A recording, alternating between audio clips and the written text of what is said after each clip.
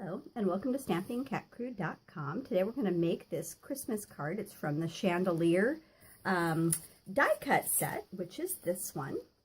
It coordinates with the Season to Sparkle, and it has sentiments like merry and bright, but it also has Happy Halloween with little spiders that you can hang from the chandelier.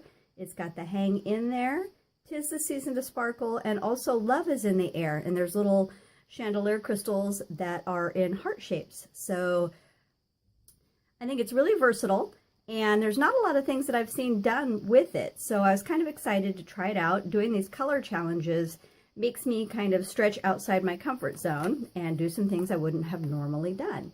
So this is what we're starting with today. This is the card. I always tell you, don't forget to make your envelopes pretty. This was a color challenge, and so our colors were basic gray, smoky slate, blushing bride, and then I believe the other one was pink pirouette. So the two that I did with stamping and a little bit of sponging is the basic gray and the blushing bride. The other is just the ribbon embellishment that I had at the top. It's our shimmer ribbon, and this one is in the powder pink. And then of course the smoky slate, we've done the die cut for the chandelier, which is this portion right here. And then in the silver glimmer paper, I've done the little hanging crystals, and we're actually going to sponge these bottom portions in the pink. And so I'm going to show you how to do that. I'm going to set our starter card aside, and I'm going to grab the parts that I have pre-done. Already did the stamping on the envelope for the sake of camera magic.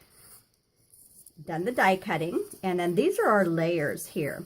So the first thing we're going to do is just kind of assemble our layers. And I do like to use the snail adhesive, and I just go along the outside edges. And then we're going to center this on our card front. And it's a regular A2 size card front. I did it in kind of a portrait stand, so it's 11 inches, scored and folded at 5.5, and the width is 4 1/4. The basic gray is done at 4 inches by 5 1/4 inches. And then we have this white layer. We're going to stamp. I actually have an event coming up, so I took away my foam pad. So let's see how we do here. Anytime I use photopolymer, I prefer to use the foam pad because it gives you a much clearer stamped image. But we're going to wing it. And that turned out fine. So we're good to go. That is our 'Tis the Season to Sparkle sentiment. This is our silver portion for the chandelier. So I'm going to grab some scratch paper here, and I'm going to open up my blushing bride. And I've got a little piece of our sponge. They come in a round, and I actually cut them into triangle wedges, and then I try and use the same color family each time. So a lot of people don't think about the fact that you can sponge on glimmer paper, and you can truly change the color that is showing up underneath these. And so I'm going to show you that effect. Once we're done here, it'll show up pretty good once we move it off of the pink background, and you'll be able to really see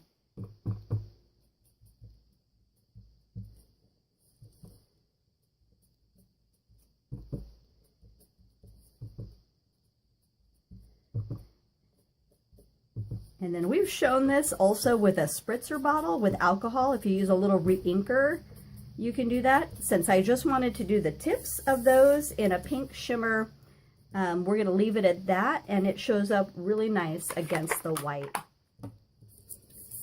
So the one thing that I did do was I took some of our dimensionals, and I had some, let's see what I had. Here we go.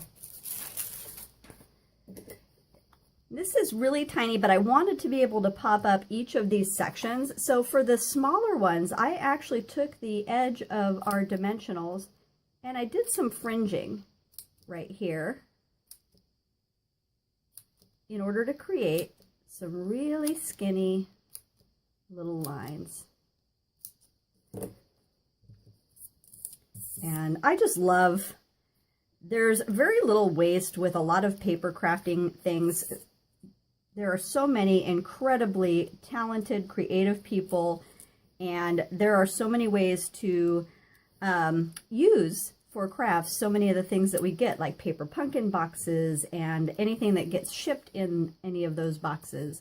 So really kind of cool to see what people do.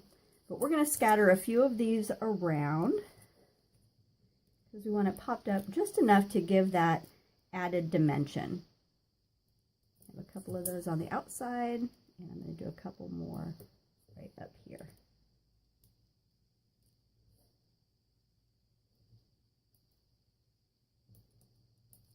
And I'm going a little faster. There we go. So that should be enough to pop everything up. Set our dimensionals aside.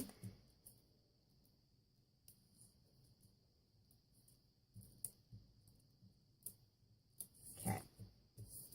So then what I'm going to do is I'm going to add a little bit of our Tombow mono adhesive glue.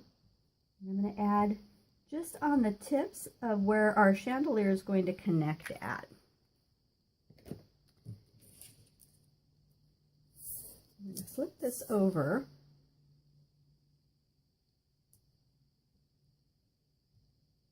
And we want those points connected right there. Oops. So I was just going to set that aside and let that dry for a minute. So we're going to do that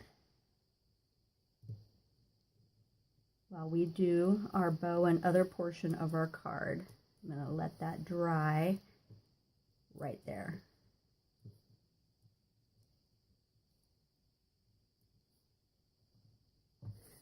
That glue is amazing, but glimmer paper is always tricky, so you have to give it a minute to kind of adhesive itself to whatever it is you are sticking to it. But that Tombow liquid glue works great. So this is our background here. I'm going to center that. So this "'Tis the Season to Sparkle" on the white is done at 3 3/4 inches by 5 inches, so it sets framed nicely right inside there. And then our top portion is just a knot. And so we're going to tie a simple knot right across the top of that. And it's going to be attached with a glue dot. So we're going to fix our ends so that they are pretty. Let's see how we're doing over here. Okay. I'm going to take a couple of our love these mini dimensionals. Stick a couple of those right on the bottom 2 jewels.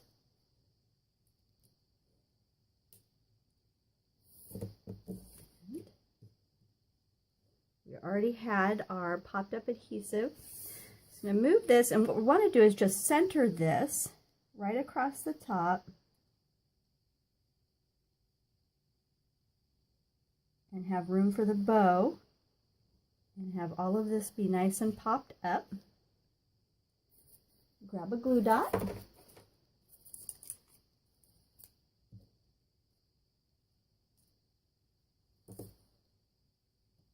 Here. And then obviously candles shimmer, and so we want to have some sparkly goodness up around the flames. And so what I decided to do, since we use the silver glimmer paper, is I took a small rhinestone and put it on the tip of each candle. And I know there's lots of tips and tricks out there to do picking up the rhinestone jewels. I have always preferred just to use the end of my paper snips. So that is something that works really well for me. You can try lots of different things.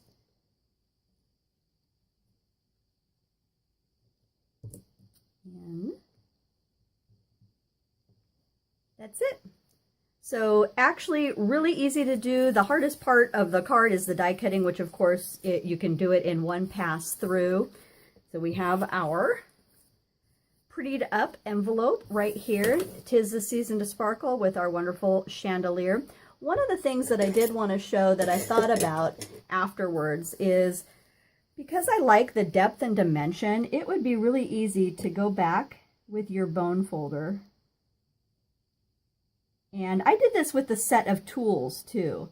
And so anywhere where there was a joint for this, and if I'd have showed it first, but you can see, you can create some dimension doing that where the candles attach and etc. And that will add some real kind of texture to your card, and I think it makes a big difference when you pop that up. So I don't know if you remember the tool set that we had, the joints where the tools were, I went through and I added that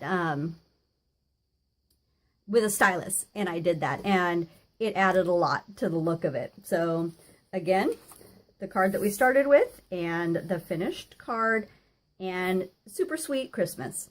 So thanks so much. If you have any questions, you can go to my blog at stampingcatcrew.com, and happy creating.